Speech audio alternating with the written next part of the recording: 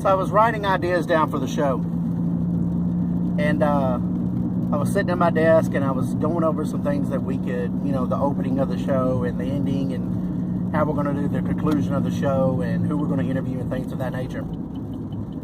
And a word came to mind while I was thinking about Red Heart.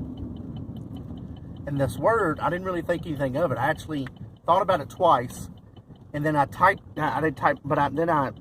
wrote it down, and I was like, what? I typoed, and then I misspelled a word, but that word came out. And the strange thing is the word I was writing was would. Would this happen was the note I was putting on the paper. It makes no sense to the word that I wrote down. I was tired. It was at 4 o'clock in the morning, 3 or 4 o'clock in the morning.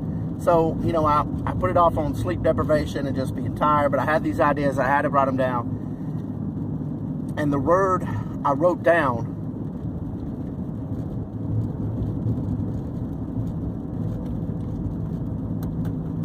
was Marbas, or Barbas. Marbas. And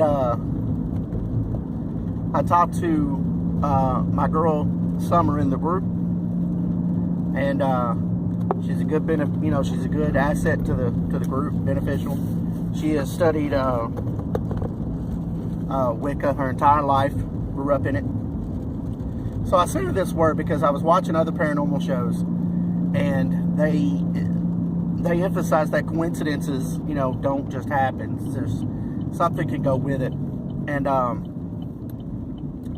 sent her that word, said, look, this word popped in my head a few times while I was writing, some ideas down. Does it mean anything to you, basically? And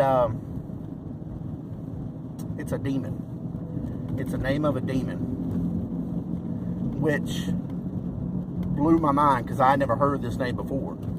So it isn't like I knew of this name and just wrote it down by accident. I've never heard of this name. I've heard of, Lucifer and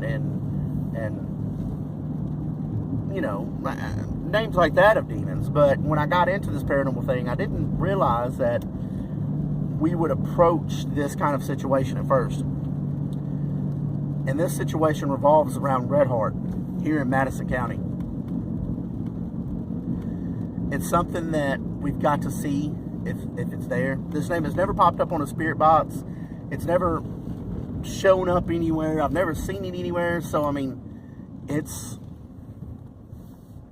the strangest thing that I have ever seen. And, I don't believe in coincidences. But what I'm going to do is I'm going to definitely face this head on at Red Heart.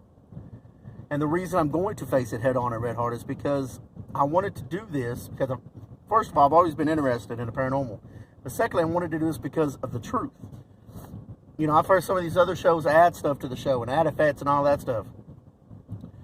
No, I ain't got the money to add all those effects. So I want the truth, and I've always been someone who has wanted the truth and won't sugarcoat it. A lot of people are like, don't say demon, don't say demonic, don't say darkness, da-da-da-da. I'm going to tell you, when you step at Red Heart, you feel darkness. I want to find out if this demon has been summoned there. Has it been brought there on purpose or, on accident? May not never know that. But the first thing we have to do is find out if that demon is there. What is the evil that lurks at Red Heart? There's so many rumors that surround Red Heart. Rumors from KKK destroying a school and a church there. From in the early 1900s, people were taken there and murdered. From satanic rituals, from cats hanging in trees. All these rumors have circled Red Heart.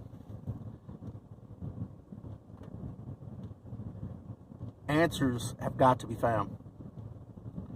In our first episode, hopefully we will find some of those answers. If not, I won't stop until we do.